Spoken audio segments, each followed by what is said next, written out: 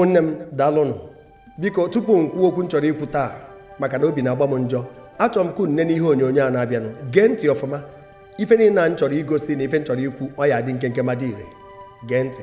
Kedu afa gị? Onye ebe? Kedu ndị ji gị? Ndị anti-special squad vigilante Ifitedunu. Kedu ime ji wee jide gị? Kedu ebe ibi?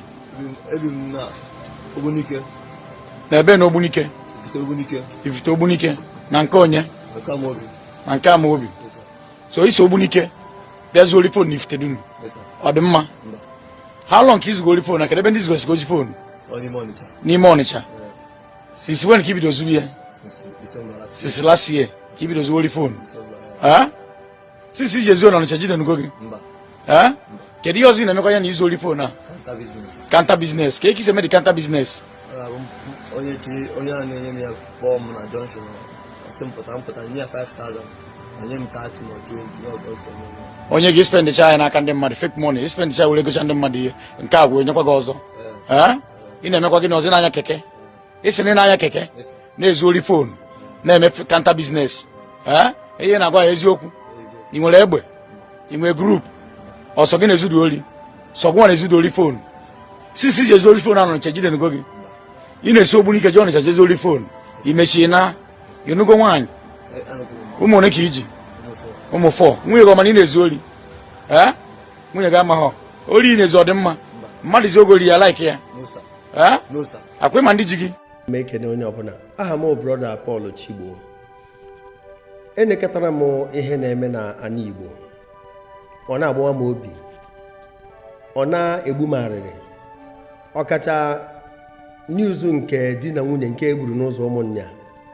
tinye na moto ha nke ndị uwe ojii na-enyopu ka a marụ ndị rụrụ ọnya bụ ana elechara m akụkọ a di na nwunye ka a niri obi wee wepụ ndụ ha achọrọ ịjụ kedu maka ụmụazị ha rapụrụ achọrọ ịjụ kedu ebe ha jedewere mgbe ha rapụrụ ụlọ o nwere onye amụrụ m ife ha mee maọbụ onye ha mejọọ amụrụ m ife a na-emezi kịta ụfọdụ ejizi ya bụ ọbọ ma ndị eji ụgwọ na-egbuzi onye ha ji ụgwọ maka ọ na-abụ obodo dio na anyị nọ na state of anarchy o nwere ife ada emezi ụfọdụ ụmụbọ ya eduru edu nwee ike bọwa ọbọ and so many other things ọ bụrụ the state anyị fụrụ obodo anyị na ya ife m na-ajụzi wee bụrụ ọkwụrụ fụrụ kidnapping a killing ritualism yahoo and all these heinous crimes. Geenụ ntị ụmụnne m ndị Igbo geenụ ntị enyego m anyị Igbo mgbe ndị nna nna anyị nọ wee tụnee ya na ọnọdụ anyị nwa nọ kịta anya mmiri wee ju m anya ife na-ajụ bụ social media pụtara bịa gosi anyị weta the exposure I feel the weakness and the strength ndị Igbo ome I feel the wise ones I feel the foolish ones ome I feel ndị nwere good hearts I feel ndị nwere wicked hearts mana achọrọ m ikwu na eziokwu it is high time everybody came out for enough is enough protest agbakọtago m wee fụ na oge erugo onye ọbụla kwesịrị ịpụta ka eme ife a na-akpọ enough is enough protest ọ bụrụ na every uncompleted building asach ya ha nche enwe ndị agha akụri nkuri maka enwecha ndị lụrụ nrapụ ya mmadụ na-eji ewele arụ ana ha gba nkịtị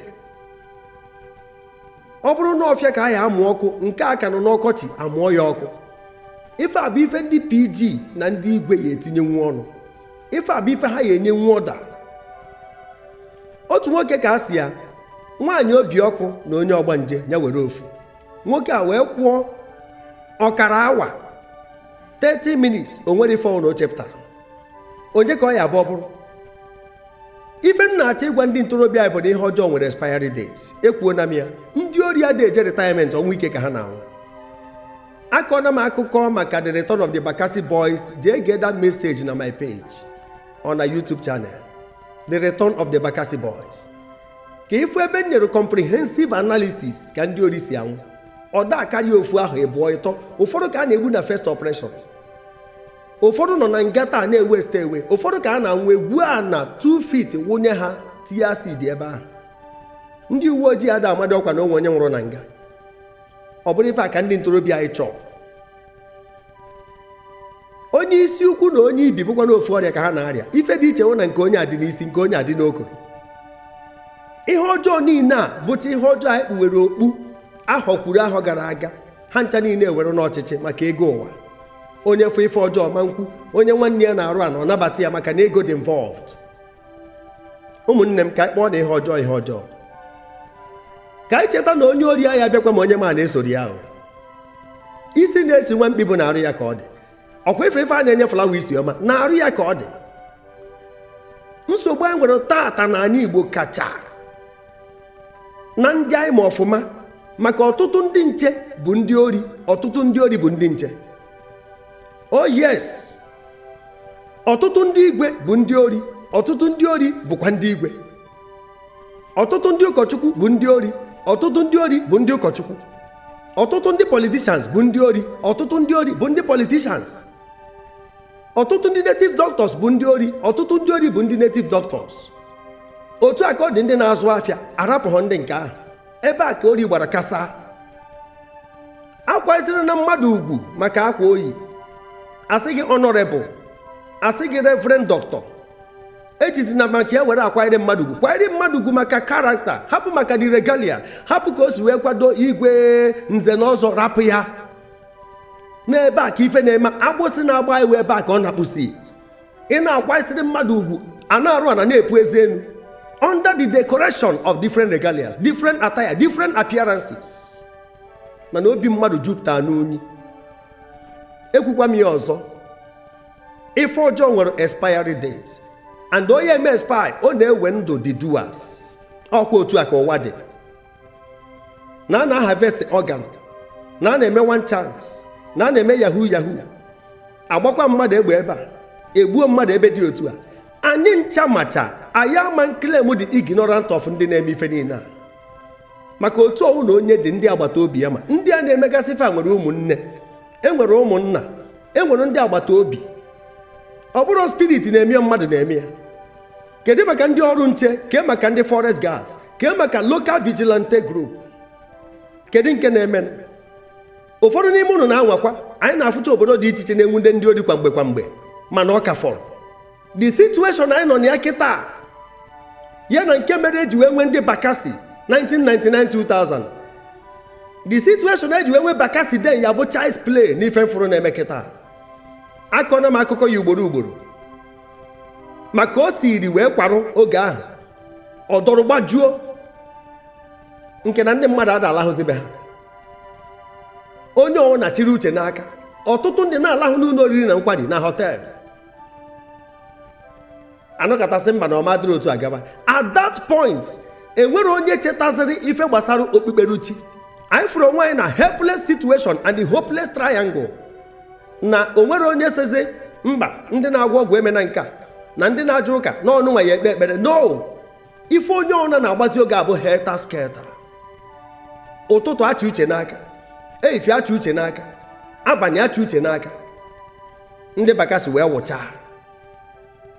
Ọkwa ebe a ka ejidere ndị ntorobịa wee kpochapụ. Ekwu m na ife ọjọọ na-eme ka ọkụ gas, ọnwụ na-egbukwa ndị ọjọọ na-eme ka ọkụ gas. Ma ndị ajọ dibịa, maka enwere league of evil men and the women in those days. Ma ndị dibịa na-agwọ ọgwụ, ma ụmụ nwaanyị na-edebe egbe, ma ndị na-eje ori, ma ndị kọndọktọ, otu ma ndị informants. Ha ncha niile nsapụ. Onye nwudere ọkpọ ibe, onye nwudere ọkpọ ibe. A sị ka m were ife adọ aka na ntị. Okwu na-ekwe toro ogologo ka uche anyị dị ya, maka ife a persistie, onye ọhụrụ na-ama agba nkịtị. Achọrọ m ka ndị ntorobịa anyị nwụọ ọnwụ ike n'agbanyeghị na ọtụtụ eme n'ife asịsị eme na-eme. Ị na-agwa ndị youth a na-efisi bakabaka. Ngunu na the most insulting tribe enwere na the whole world bụ ndị Igbo.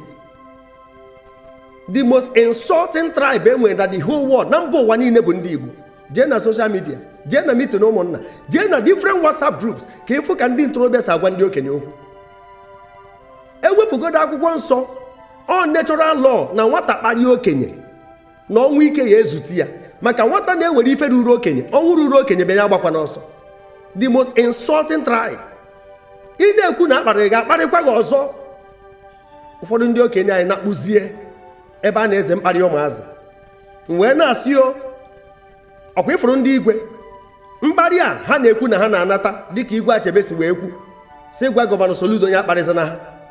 Mkparị ekwu na ha na-anata n'uche m ọkwa ha nwaso wee waa ụzọ mkparị a. Oh yes, ha nwaso waa ya maka arụ niile na-eme n'ala Igbo. M na-eche ka ha na-eme mitin kwuru mitin anọ na palesia anọ na palesia ọ na-esu ha afụrụ ha na-agbagharị ha na-amụrụ ya anya abalị. Ama ka anyị esi n'ebe nata arụ na-eme n'obodo mana ịchọ ha ịma mfụ, ịchọ ebe a na-eme mitin ịma mfụ, ịchọ ebe nweta ahụ mitin ịma afụ. Ije na palaces onye ọbụla na-eme nke sọrọ ya. Ha na-esogharị ndị gọvanọs a na-ebunye ha moto, gọvanọ nke abunye ha aka ji akụ nke ebunye ha a na-ama aka a na-edivaịdị ndị igwe ha na-asara ego. Onye mụọ onwe ya oke bụ usu achụọ ya ọsọ n'enyi ya taa ha na-ekwusi akparịzina ha. Ka ị ga-ama esi wee kparị ha ebe ha ji aka ha wee kparị onwe ha. Onwe igwe ọbụla ma ọ PG ọbụla achọrọ idiklia protest ya na-ekwu ama agba mbọ ka afọ na ife ọjọọ benata na kọmuniti ya maka ọ na obodo ya adị mma, ezinụlọ ya adị mma. Ọ na ezinụlọ ya adị mma, every individual na family ya adị mma maka all different families make the community. Onwe igwe ọbụla afọ na-eme ife ọjọọ kedu ife ọ na throne, he should resign. Onwe nke achọrọ ka fight ife ọjọọ, he should resign. Enough is enough. This is ihe onyonyo a aha m brother Paul Chigbo ka ọ dị na